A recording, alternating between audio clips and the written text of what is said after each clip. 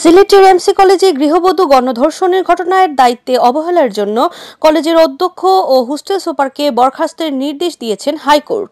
এ বিষয়ে জারি করা রুল আংশিক মঞ্জুর করে বুধবার 2 জুন বিচারপতি মোহাম্মদ মুজিবুর রহমান মিয়া ও বিচারপতি মোহাম্মদ কমরুল হোসেন মোল্লার হাইকোর্ট বেঞ্চ এ রায় দেন। আদালতে রিটের পক্ষে ছিলেন আইনজীবী মোহাম্মদ মিসবাউদ্দিন, রাষ্ট্রপক্ষে ছিলেন deputy attorney general Nowroz Mohammad Rasel Chowdhury. এর আগে মঙ্গলবার সিলেটের এমসি কলেজে গৃহবধূ গণধর্ষণের ঘটনায় জারি করা রুলের রায়ের জন্য বুধবার 2 মে দিন ধার্য করেছিলেন হাইকোর্ট। গত বছরের 29 সেপ্টেম্বর এমসি কলেজে গৃহবধূ ধর্ষণের ঘটনায় কলেজ কর্তৃপক্ষের উদাসীনতার কারণে তাদের বিরুদ্ধে কেন শাস্তিমূলক ব্যবস্থা নেওয়া হবে না তা জানতে চেয়ে রুল জারি করেন আদালত। একই সঙ্গে গণধর্ষণের ঘটনায় অনুসন্ধানে যৌথ কমিটি গঠন করে হাইকোর্ট।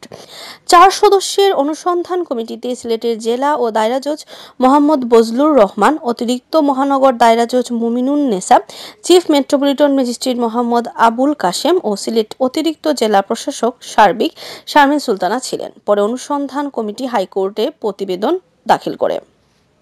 প্রতিবেদনে বলা হয়, সিলেটের এমসি কলেজে গৃহবধূ গণধর্ষণের ঘটনায় হোস্টেল সুপার ও প্রহরীদের দায়িত্বে অবহেলা ছিল। তাই প্রতিষ্ঠানের প্রধান হিসেবে এমসি কলেজের অধ্যক্ষ ও কোনোভাবেই ওই ঘটনার দায় এড়াতে পারেন না।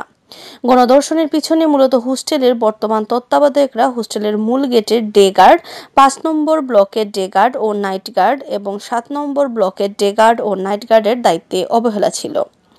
গত বছরের 25 সেপ্টেম্বর সন্ধ্যায় স্বামীকে সঙ্গে নিয়ে এমসি কলেজে বেড়াতে আসেন এক গৃহবধূ।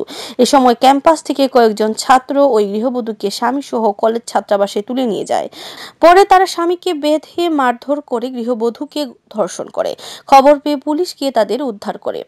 ভুক্তভোগী গৃহবধূর স্বামী ঘটনার দিন 25 সেপ্টেম্বর রাতে বাদী হয়ে শাহপরান থানায় মামলা করেন।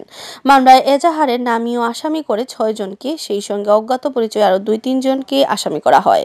আসামিরা হলেন এম সাইফুর রহমান, শাহ মাহবুবুর রহমান রনি, তারেক আহমদ, অর্জুন লস্কর, রবিউল ইসলাম ও মাহফুজুর রহমান।